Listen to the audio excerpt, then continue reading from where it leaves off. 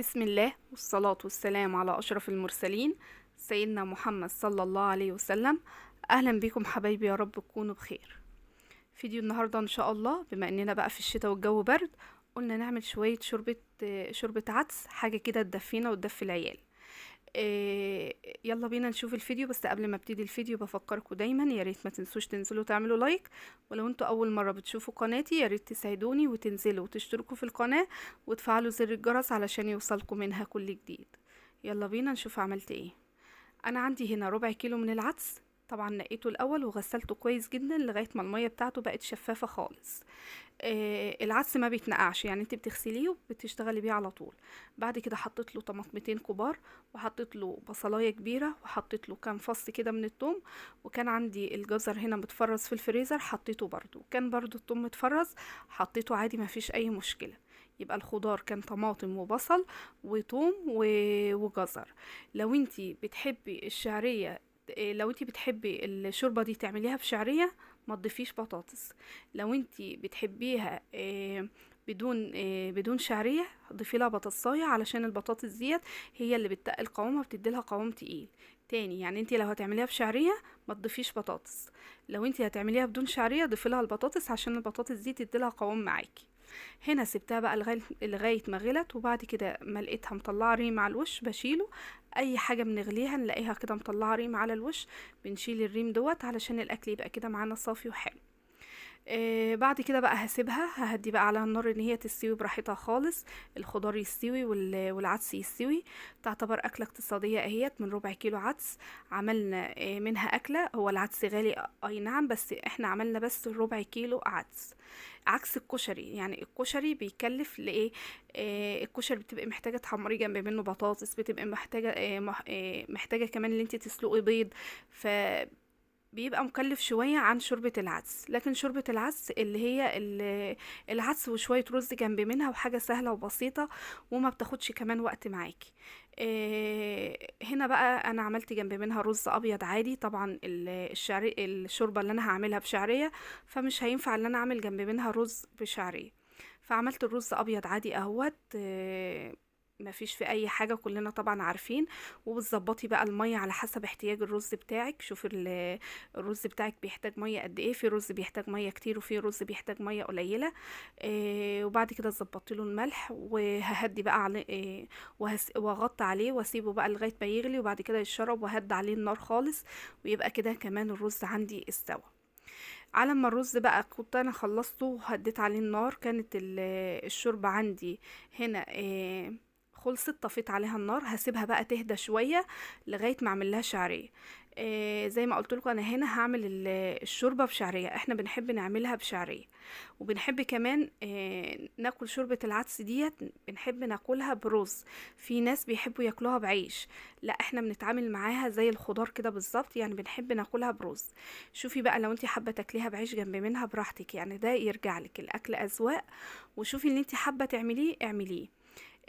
هنا جبت الشعريه دي كوبايه وربع من الشعريه، هقلبها كده لغايه ما تحمر معايا. انا كل مره بعمل الشعريه بعملها اللي انا بحمرها، وبعد كده بضرب الشوربه، وبعد كده اضيفها عليها على طول. المره دي قلت اضيف لها بصلايه واجربها بالبصلايه، لقيت طعمها الصراحه تحفه، يعني غيرت من طعمها عن اللي انا كنت بعملها بالشعريه بس. لو انتي حابة ان انتي تحمري الشعرية شوية وتضيفي عليها البصلاية وتحمريهم مع بعض براحتك. لو حابة تحمري كل حاجة لوحدها علشان تتحكمي في اللون بتاعها، برضو ده براحتك. يعني شوفي اللي انتي يعني اللي انتي حابة تعمليه. يعني شوفي انتي حابة تعملي ايه، حابة تحمري الشعرية لوحدها، حابة تحمري البصل لوحده، حابة تعملي الاتنين مع بعض زي ما انا هعمله دلوقتي كده، برضو براحتك. بس انا بعد ما حمرت البصلايه في قلب الشعريه حسيت ان هو يستحسن ان كل حاجه تتعمل براحتها، لان طبعا البصل بياخد لون والشعريه بتاخد لون، فكل حاجه تبقى بلونها تبقى احسن، علشان الشعريه ما تغمقش معاكي قوي. انا هنا ضفت لها البصلايه اهوت، وهفضل اقلب فيها لغايه ما تحمر معايا شويه. وبعد كده هحط لها الشوربه، وهسيبها بقى تغلي لغايه ما تتقل معايا. هتتقل معايا من الشعريه اول ما هتستوي هتلاقي القوام بتاعها تقل معانا. هنا زي ما قلنا الأكلة النهاردة أكلة اقتصادية وعلى قد الإيد. يعني انتي النهاردة وفرتي من الأكلة الاقتصادية ديت، شوفي بقى أدبر نفسي، أشوف مثلا بنص اللي أنا وفرته من الأكلة بتاعت النهاردة، أشوف مثلا ناقصني إزازة زيت أجيبها، ناقصني رز أجيبه، ناقصني باكو شاي أجيبه. شوفي اللي ناقصك تجيبيه، مشي نفسك بكده، مشي نفسك بيوم اقتصادي واليوم التاني عادي. اللي انتي يوم يشيل يوم، اليوم اللي هو يشيل يوم. بس انا هنا بحس يعني اليومين دولت بحس ان اليومين بيشيلوا يوم. يعني لو انتي مثلا عايزه تجيبي فرخه زياده في اللي انتي تعينيها في الفريزر عندك او لحمه، اللي انتي بتوفريه من يوم واحد مش هيكفي. فانتي اعملي اكلتين اقتصاديتين ورا بعض، واللي توفر معاكي من اليومين دولت جيبي فرخه وعينيها في قلب الفريزر. هتنفعك. هتنفعك يعني مثلا في يوم اتزنقتي مفيش معاكي فلوس، حد طب عليكي فجأة، حابة اللي انت تعينيها من هنا لشهر رمضان بأمر الله. شهر رمضان ما عادش عليه وقت. آه اللحمة الفراخ اي حاجة ناقصاكي في البيت، مشي نفسك على كده، مشي نفسك يومين اقتصادي، واللي بتطلعي منه قومي جايبه بيه اللي بيتوفر معاكي. مش شرط لحمه وفراخ بس، لا، في حاجات كتيره بتبقى ناقصانا، زي مثلا زي ما قلتلك الرز، اللي ممكن بقوليات تجيبيها وتعينيها من دلوقتي. ممكن كمان السكر، الزيت، الشاي، الحاجات دي كلها. يعني احنا بنوفر بقى، مش بنقول بقى احنا في شهر رمضان بنوفر. طب احنا في شهر رمضان ما احنا مش بناكل الا في شهر رمضان بس، لا، احنا في شهر رمضان بناكل كل حاجة. وانا الحمد لله كان شهر رمضان اللي فات كنت عاملة فيه كل حاجة، ويعتبر كنت كل يوم بنزله، كان اكلنا فيه كل حاجة. ممكن بس بالكتير قوي اول اسبوع بنهتم بيه شوية، بعد كده بقى بناكل اي حاجة. طيب احنا بنوفر ليه بقى لشهر رمضان؟ شهر رمضان بيبقى فيه ازمات شوية، يعني بيبقى فيه عزومات، بيبقى فيه مثلا داخل عليكي بقى العيد، عايزة تجيبي لبس لأولادك، غير كده داخل عليكي بقى عايزة تجيبي اللي كنت هتعملي أو تجيبي الكحك والبسكوت، عايزة تخرجي أولادك في العيد. فكل دي برضو حاجات خارج المصروف، فعلشان كده انتي بتوفري الحاجات دي بتعينيها لرمضان، علشان اللي يتوفر معاكي في شهر رمضان بأمر الله تقدري تدبري نفسك بيه، اللي انتي تمشي نفسك بيه. الحياة صعبة بس احنا قدها وقدود بأمر الله، وكل ما بنقول يا رب كل ما ربنا هيكون معانا، وأزمة وهتعدي.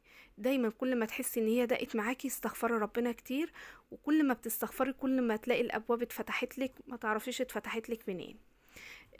هنا كانت الشعرية خلصت اهيت، وبعد كده ضفت عليها الشوربة. انتوا هتحسوا ان هي خفيفة، بس بعد ما هتغلي مع الشعرية هتلاقيها تقلت معاكوا وهتديكوا قوام حلو. وزي ما قلت لكم اكله اقتصاديه ما بتاخدش وقت خالص، وفي نفس الوقت مش مكلفه. عايزه اقول لكم ان العدس اي نعم زاد، العدس ب48 وفي مناطق ب50 جنيه، بس زي ما قلت لكم انا هنا عامله ربع كيلو. لكن لو هتعمليها اكل الكشري هتلاقيها زيها زي اللحمه زي الفراخ، لانك هتجيبي وقت ساعتها نص كيلو، وهتجيبي نص كيلو عدس، وزي ما قلت لك هتضطري تعملي جنب منها شويه بطاطس شويه سلطه، هتعملي بيض. فالكشري بياخد حاجات كتيره عن شوربه العدس. احنا بنحب ناكلها كده بدون بقى سلطة بدون مخلل، هي شوربة العدس والرز والبصل بقى سواء اخضر او ناشف اللي موجود. والحمد لله رضا، وزي ما بنقول يومه بيعدي والحمد لله. دايما لما بنيجي ناكل نقول الحمد لله. اللهم دمها علينا نعمة واحفظها من الزوال. غيرنا مش لاقيها، هي قليلة اهي بس غيرنا مش لاقيها فعلا في الأيام الصعبة اللي احنا فيها دي. شوربة العدس اللي انا حطاه على وشه ده بابريكا. لو انتوا بتحبوا الاكل يكون حامي، مكانها بقى تضيفوا عليها شطة. انا ضفت طبق كده بابريكا للي يحب ياكل الاكل بارد، والاطباق التانية بقى اللي حابب يزود عليها شطة براحته. يعني انا مرضتش احطها في قلب الشوربة علشان اللي حابب كده واللي حابب كده. ده اكل النهارده اهو حبايبي، يا رب يكون نال اعجابكم. يا ريت ما تنسوش تنزلوا تعملوا اللايك، ويا ريت برضو اللي بتتفرج على القناه لاول مره يا ريت ما تنساش ان هي تنزل وتشترك في القناه وتفعل زر الجرس علشان يوصلها مني كل جديد. وبكده فيديو النهارده خلص، يا رب يكون نال اعجابكم. اسيبكم في رعايه الله، والصلاه والسلام على اشرف المرسلين سيدنا محمد صلى الله عليه وسلم، واستودعكم الله.